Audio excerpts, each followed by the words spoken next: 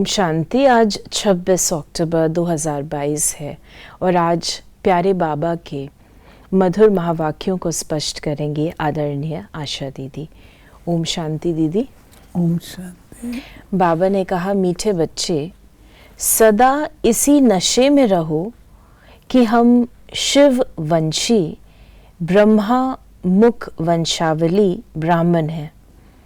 हमारा ईश्वरीय कुल सबसे ऊंचा है। देखिए, हम किसकी संतान है, किसके परिवार के हैं?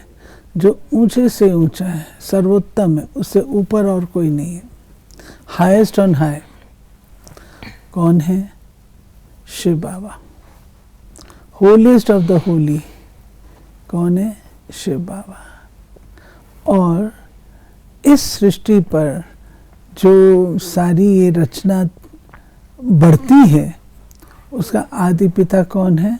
ब्रह्मा, एडम। तो हम उनके वंशावली हैं, उनके वंशज हैं। कितना नशा होना चाहिए कि हम डायरेक्ट उनकी संतान हैं। प्रश्न है, ऊपर घर में जाने की लिफ्ट कब मिलती है? उस लिफ्ट में कौन बैठ सकते हैं? अभी संगम युग पर ही घर जाने की लिफ्ट मिलती है। जब तक कोई बाप का न बने, ब्राह्मण न बने, तब तक लिफ्ट में बैठ नहीं सकते। यानी बाबा कहते हैं कि तुम बच्चे सतयुग से लेकर के नीचे उतरते हो, सीढ़ी व सीढ़ी उतरते हो, एक एक कदम से नीचे उतरते हो, लेकिन तुमको जो मैं ऊंचा उठाता हूँ, क्योंकि मैं सर्वोत्तम हूँ, तो मेरे पास सर्वोत्तम विधियाँ हैं, तो मैं तुमको ऊपर उठाता हूँ लिफ्ट के माध्यम से। लेकिन इस लिफ्ट में कौन बैठ सकता है? सब तो नहीं बैठ सकते। लिफ्ट उन्हीं को मिलती है जो उसके काबिल हैं। तो बाबा कहते हैं उसकी टिकट क्या है? ब्राह्मण बनना।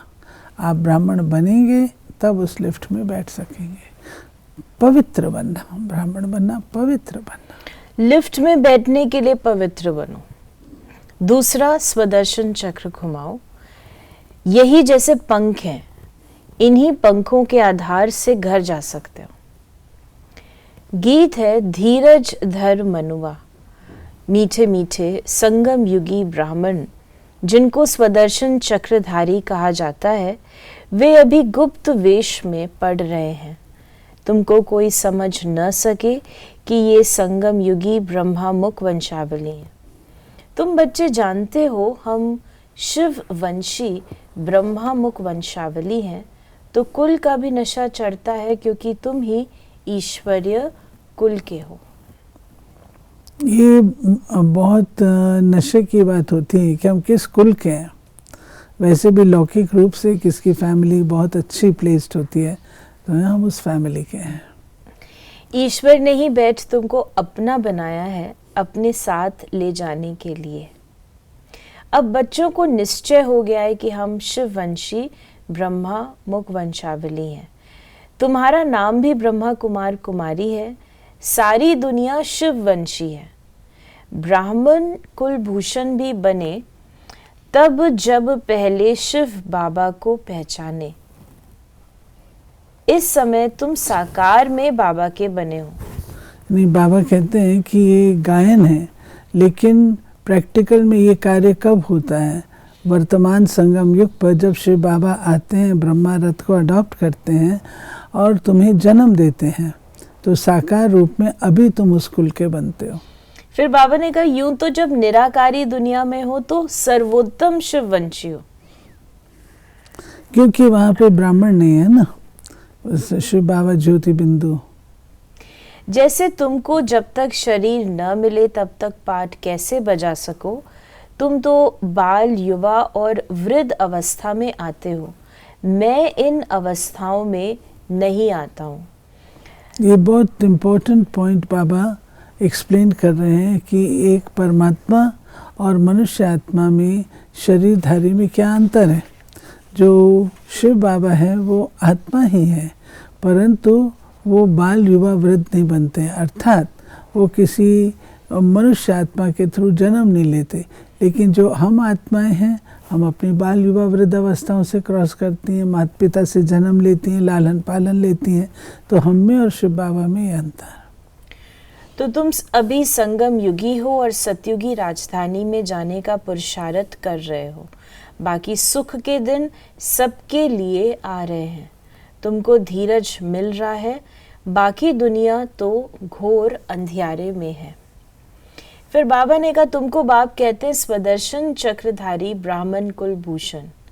ये कोई नया सुने तो कहे ये कैसे स्वदर्शन चक्रधारी बन सकते हैं। स्वदर्शन चक्रधारी तो विष्णु है, तो कितना फर्क हो गया। तुम्हारी बुद्धि में तो सारा चक्र है। इस समय तुम हो ईश्वरीय संतान, फिर बनते हो दैवी संतान, फिर वैश्य शूद्र संतान। ये पूरा चक्र बाबा ने घुमा के बताया कि पहले तुम क्या थे। ये है हमारा संगम का अलंकार, परंतु हम क्योंकि संपन्न नहीं हैं और कभी हम चक्र चलाते हैं, कभी परदर्शन चक्र चलाते हैं, इसलिए हमारे संपूर्ण स्वरूप श्री लक्ष्मी विष्णु को ये चीज़ चक्र दिया हुआ है। अब विष्णु वास्तव में स्वदर्शन चक्र नहीं चलाते हैं, क्योंकि उस समय इस बात का ज्ञान ही नहीं है कि अभी हम सूर्यवंशी कलम चंद्रवंशी बनेंगे। अगर ये ज्ञान उनको हो, फिर तो उनके सुख जो है वो नष्ट हो जाए। परमात्मा आकर पढ़ा रहे हैं, अर्थात सर्वशास्त्रमयी शिरोमणि गीता ज्ञान दे रहे हैं। उन्होंने गीता में श्री कृष्ण का नाम डाल दिया है। अगर श्री कृष्ण हो तो सब उनको चटक जाएं, क्योंकि उनमें बहुत कशिश है। सतयुग का फर्स्ट प्रिंस है। श्री कृष्ण की आत्मा अब सुन रही है, और जो भी कृष्णपुरी की आत्माएं हैं वे भी सुन रही हैं। अब तुमको स्मृति आई है कि हम ही कृष्णपुरी अथवा लक्ष्मी नारायणपुरी के हैं। आज बाबा ने कहा लक्ष्मी नारायणपुरी। बाप नॉलेजफुल है, बाप में जो नॉलेज है वे हमको दे रहे हैं। बाबा हम बच्चों को आप समान बनाते हैं। आप समान बनाने में जो पहला कदम है वो ज्ञान देना।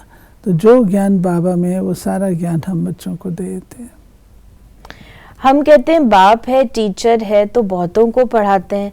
देखते हो बेहद के बच्चों को पढ़ाते हैं और वृद्धि होती जाती है। झाड़ धीरे धीरे बढ़ता है, जब थोड़ा निकलता है तो चिड़ियाएं खा जाती हैं। तुम देखते हो इस झाड़ को माया का तूफान ऐसा आता है जो अच्छे अच्छे बिखर जाते हैं। बाबा शुरू में बच्चों को ऐसी चलन देखते थे तो कहते थे तुम्हारी चलन ऐसी है जो तुम ठहर नहीं सकेंगे, इसलिए श्रीमत पर चलो। वे कहते थे कुछ भी हो जाए हम भाग नहीं सकते, फिर भी वो भाग गए। नहीं, बाबा कहते हैं ये तो ज्ञान है और ज्ञान का आधार धारणा पर है और पाठ पर है। अगर ज़रा भी कोई भी बात में धारणा की कमी होती है तो उसकी निशानी है कि संशय है, तब तो आप उसको धारण नहीं कर रहे हैं।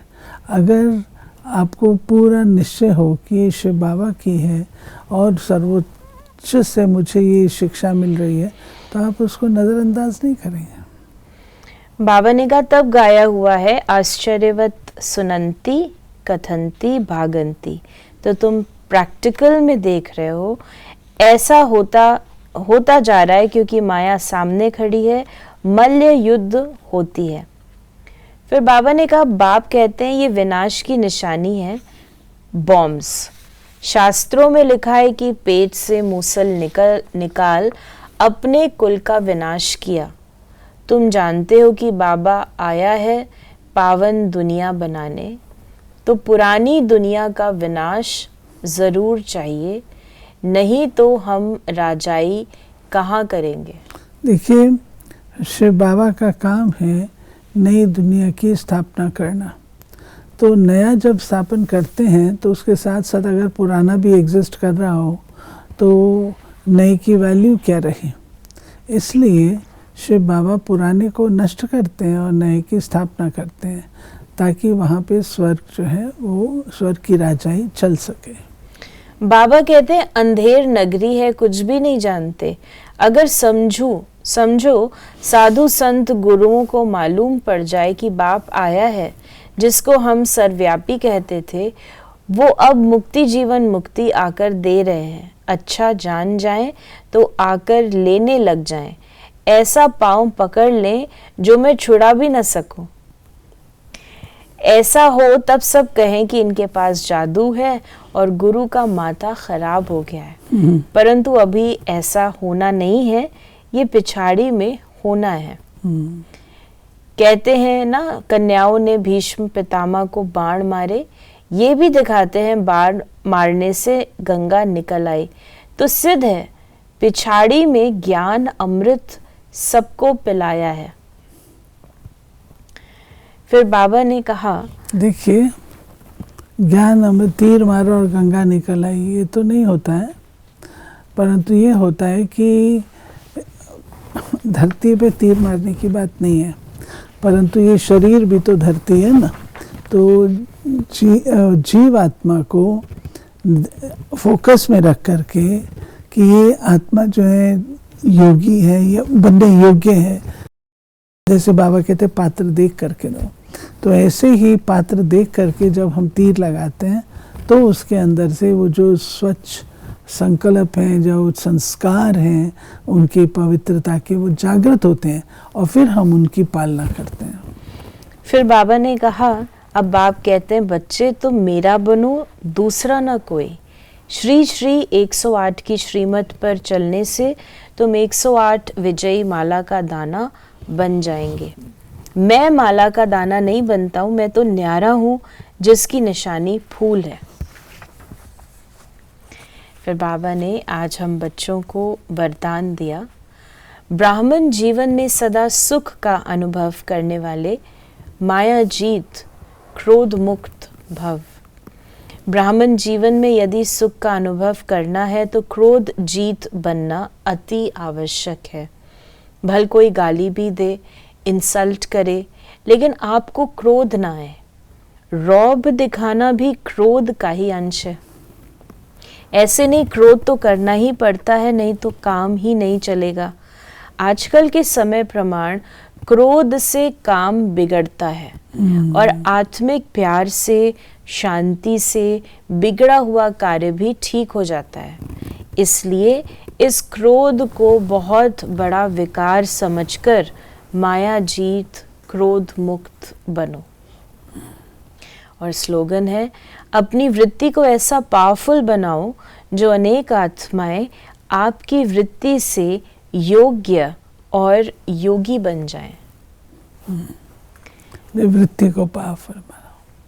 तो ये थे बाबा के आज के मधुर महावाक्यों का स्पष्टीकरण। यदि आपके मन में कोई भी सवाल है तो उसे मैसेज या व्हाट्सएप मैसेज करें 8826599309 पर, और हम आपके इन प्रश्नों का उत्तर प्रश्नोत्तरी कार्यक्रम में लेने का प्रयास अवश्य करेंगे। ओम शांति।